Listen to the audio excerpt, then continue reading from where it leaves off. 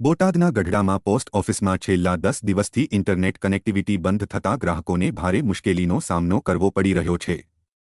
ગઢડા શહેર અને આસપાસના ગામોમાંથી મહિલાઓ વૃદ્ધો પેન્શનની રકમ મેળવવા ગઢડા પોસ્ટ ઓફિસ ખાતે ધર્મના ધક્કા ખાઈ રહ્યા છે, ત્યારે સરકાર દ્વારા ડિજિટલ ઇન્ડિયા પ્લેટફોર્મને પ્રાધાન્યતા આપવામાં આવે છે।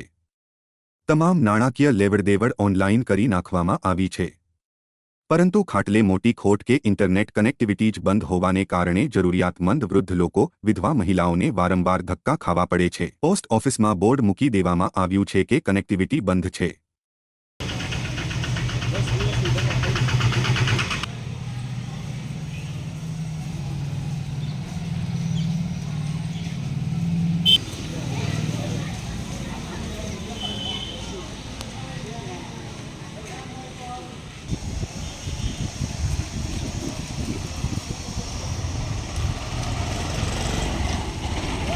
તમારું નામ શું? હસીનાબેન, કયા ગામથી આવો છો? અમે હામેકટી સાહેબ આવી છીએ, અહીંયા પોસ્ટ ઓફિસ શા માટે? પણ આવાથી પૈસા કે નથી આવવાના કે મશીન બંધ છે, જવાબ પૈસા દેતું નથી અમને અહીંયા। તમે કેટલા દિવસથી ધક્કા ખાવ છો? ત્રીજો ધક્કો છે સાહેબ।